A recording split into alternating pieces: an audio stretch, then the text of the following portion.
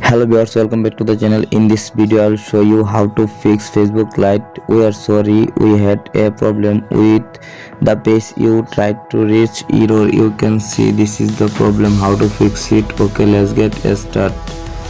First, open your phone settings and scroll down. Now tap on the apps option. Tap on search bar, search for Facebook Lite.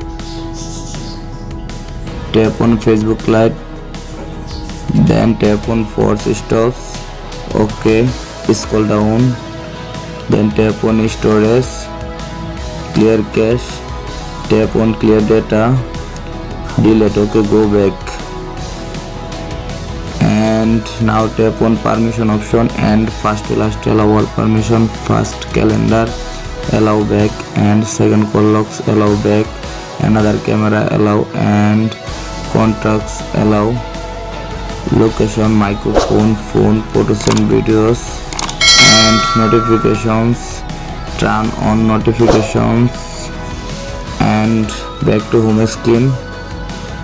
Now check your internet or Wi-Fi connection. My Wi-Fi already connected. Okay, done. Tap on restart option. Now restart your phone and reopen it again your phone. Back to home screen.